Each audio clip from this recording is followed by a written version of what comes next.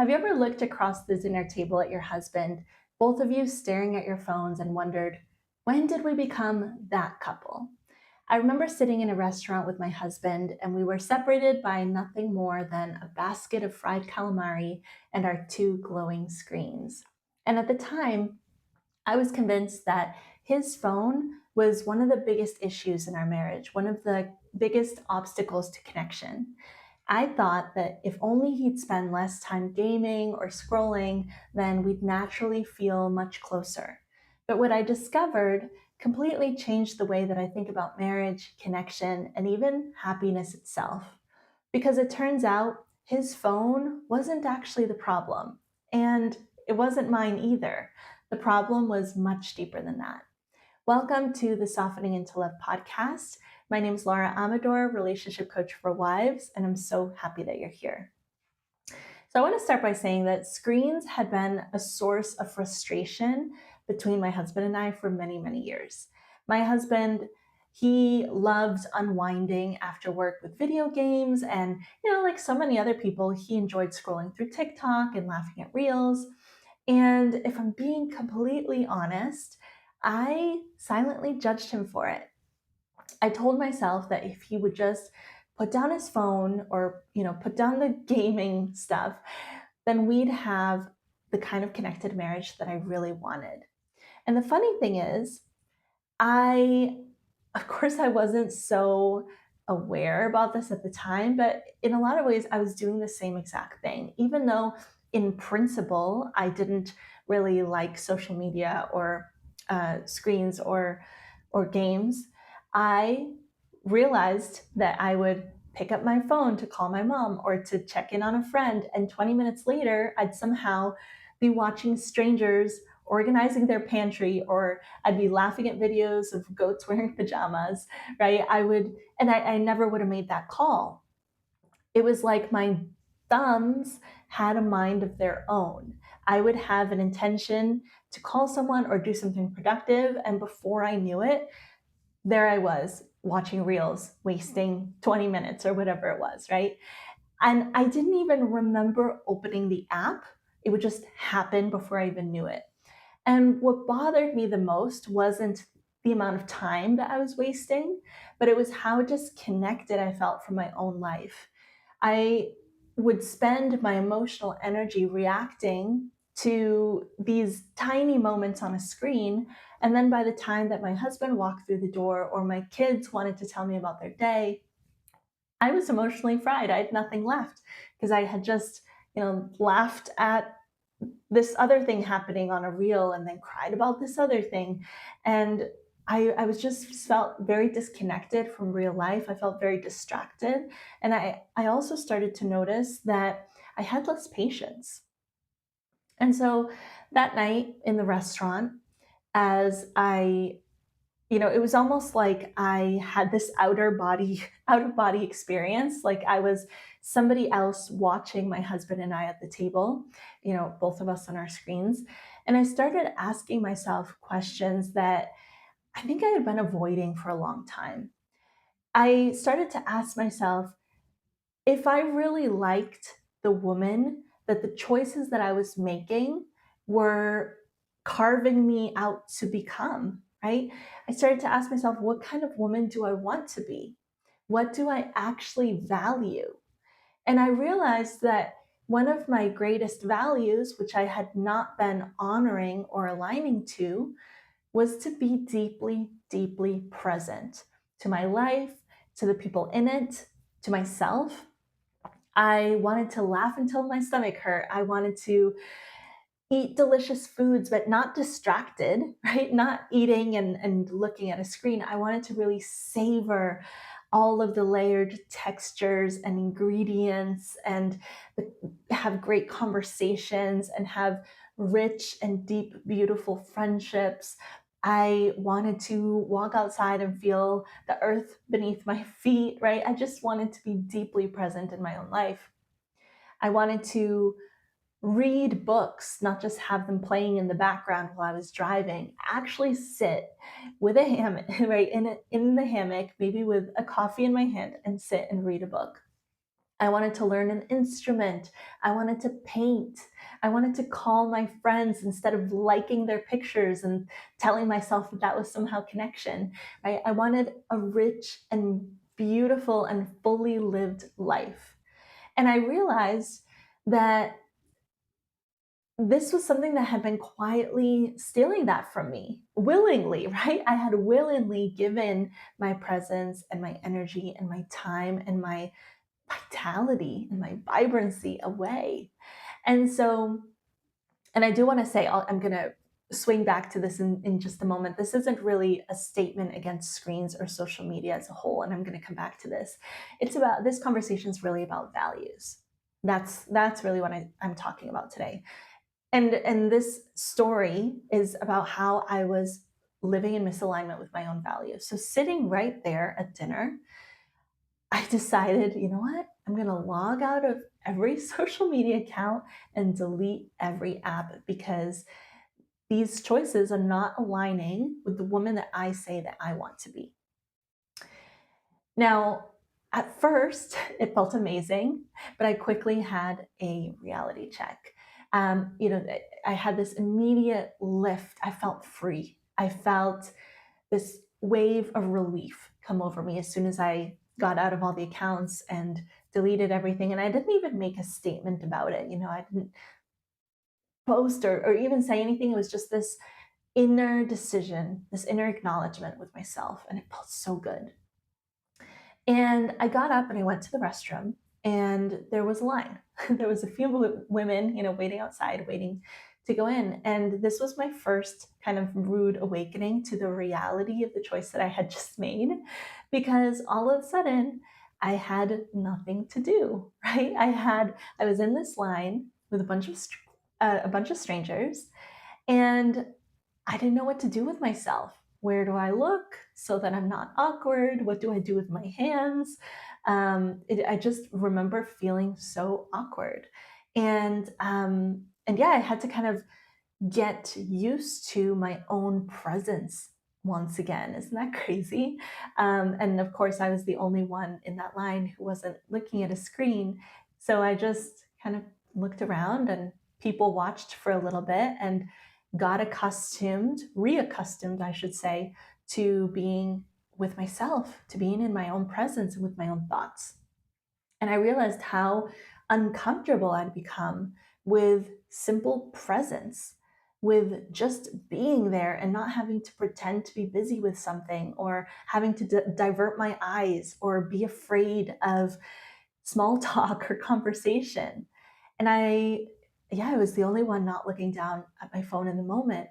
And I'm not saying that to judge, believe me, of the people that were or are looking at their phone. It was just, I had to deal with my own discomfort of, oh, okay, now what?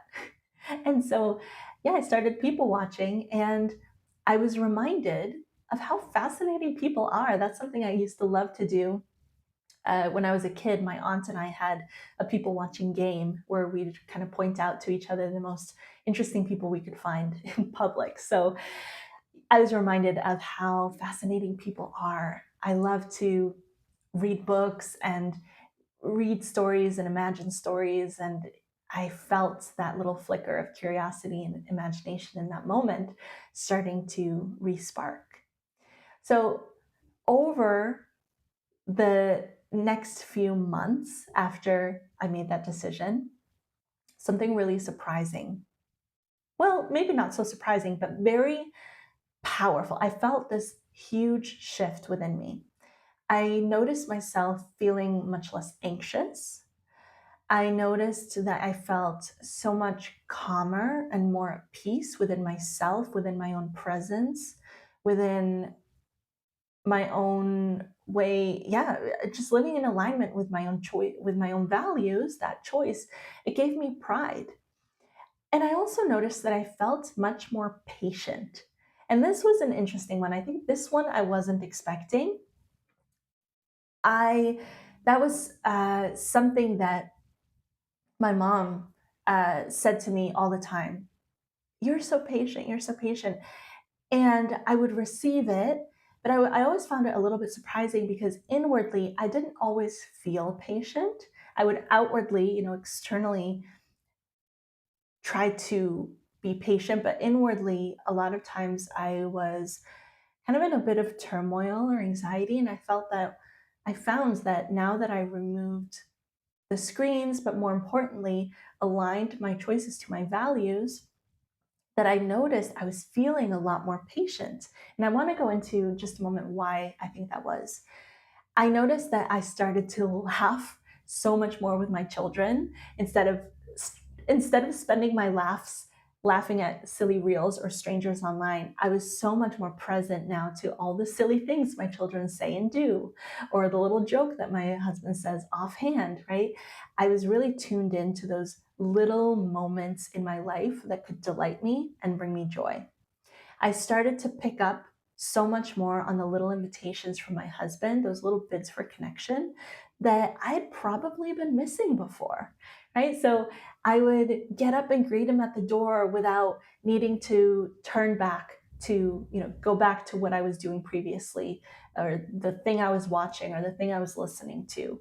Right? I would greet him and be able to really be present and sit and hear about his day. And those little moments started becoming bigger moments. And I remember I would just before where I might, be distracted on my screen or him be distracted on his, and I would just go and do my own thing. But one evening, I'd simply sit next to him with my book. And actually, let me back up a little bit, right? So, this was something that I internally, when I would see him, for example, playing video games or scrolling on his phone, I internalized that as him making a choice to connect with his screen instead of connecting with me. It was like one or the other. You can't have both, right? Somehow I made it up in my mind that he had chosen that and not me in the moment. And so you know, I'm not going to beg. I'm going to distract myself with my own screen, right? No. But when I decided to not make it personal anymore and instead really take big looks, big honest looks at my own paper and at the kind of woman that I was becoming based on the choices that I was making, I realized that his I don't have to make it personal. His choices don't have to be a personal statement about me or about our relationship. Instead, what I should be focused on is my choices and what that says about my values, right? And so once I realized that, I was able to, if I saw him playing games, playing on a video game, instead of saying, oh, okay, I guess we're not going to connect and leave, I would be able to say, I know that he wants connection just as much as I do. And he's just, that's his form of self care right now. And what do I want to do?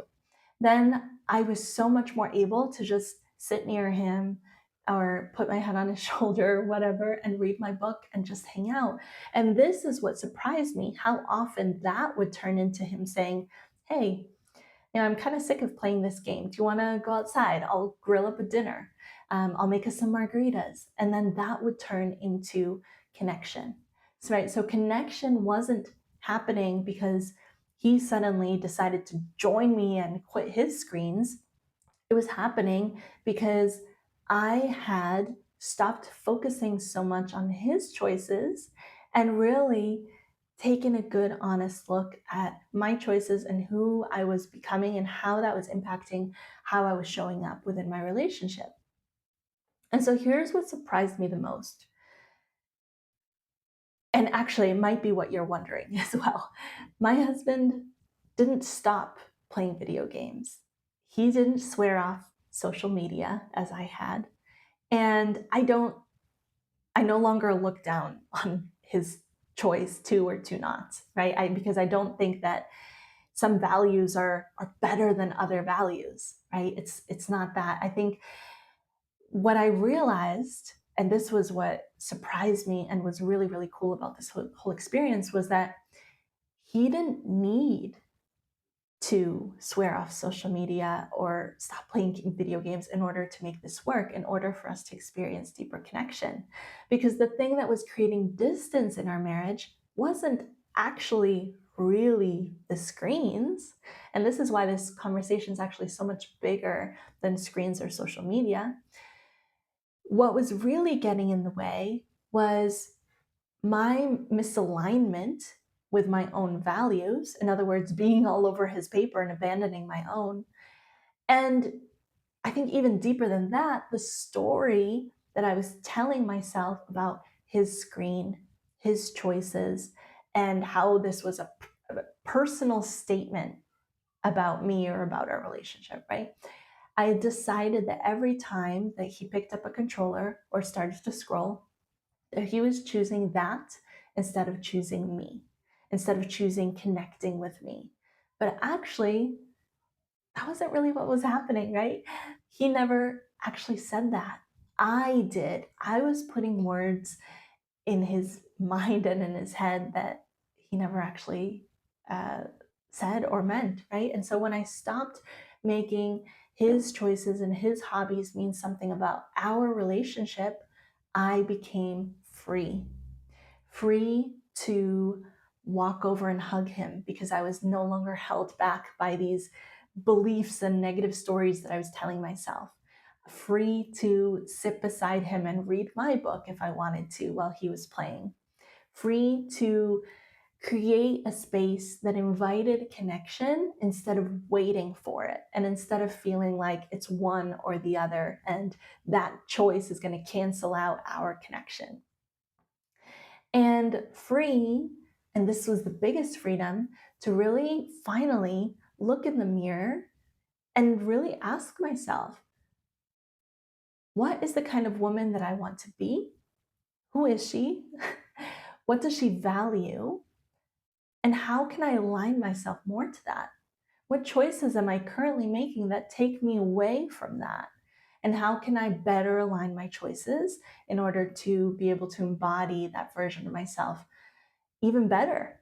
And for me, the value that I was most misaligned with at this point was presence.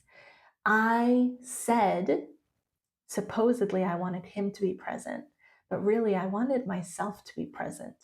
I wanted to be present for my life, for my relationships, and I wasn't doing that. I wasn't making choices that aligned with that, that supported that vision for myself.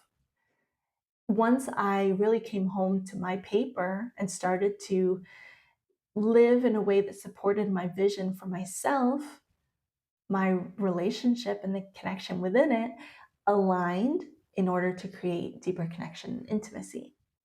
So, really, I have to say, these days, I don't think phones or screens or social media or video games are the greatest threat to modern marriage. I did for a long time. I used to think, oh, marriage is so hard these days because, back in the older days, um,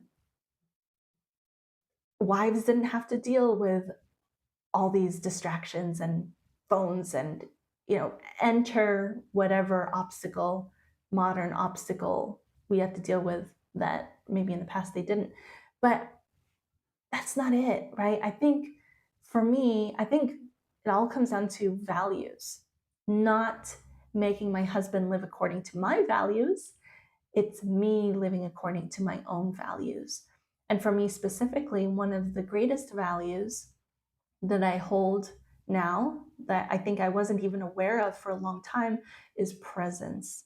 And I was so dissatisfied and uncomfortable with screens because they were distracting me from that very value. They were distracting me from being fully present in my life and in my relationships.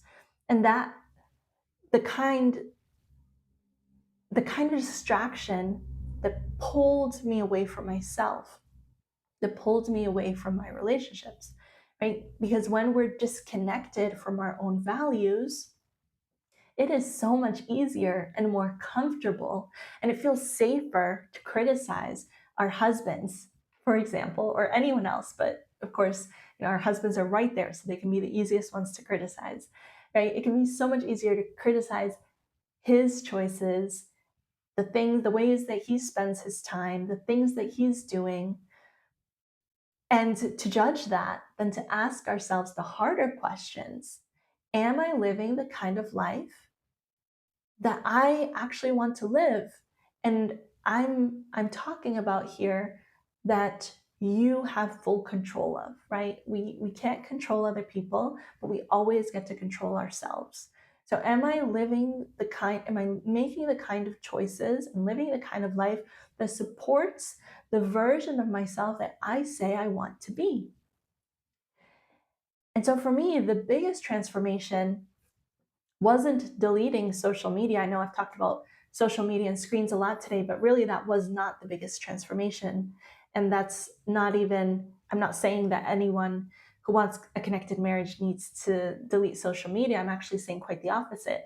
It was becoming the kind of woman who is fully present in her own life by aligning my choices to my values. And that presence and that value alignment naturally overflowed into my marriage because only when I'm living in a way that aligns to my values can I really have inner peace and happiness and joy. I remember way when I first began this journey, I would do self care. And the place where I worked had a very distinct culture among the women, and I loved all of my colleagues. So this is not a criticism at all. But the culture was that everybody gets their nails painted and does their eyelashes, and they were gorgeous, beautiful goddesses.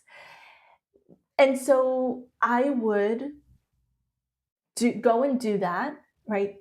Get my nails done and do the eyelashes and do the eyebrows and do all the things. And I would say, okay, yeah, I'm doing my self care. And then I would get home and wonder why I still felt totally emotionally depleted. And I would think, oh, I'm doing so much self care. It's not working for me. Why is it not working? It was because those, not that there's anything wrong with that type of self care, it just didn't align or speak to or support what I valued. um, it wasn't the type of self care that was really filling my cup. So I think value spills into everything. I can't fully find peace or joy in my life if I'm not aligning to my values. Not, and I don't mean making my husband align to my values, but truly identifying what is it that I value.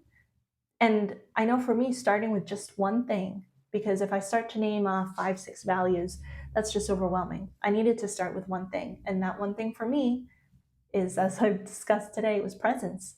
That was the one thing. And making just one choice to better align my life and myself to that value.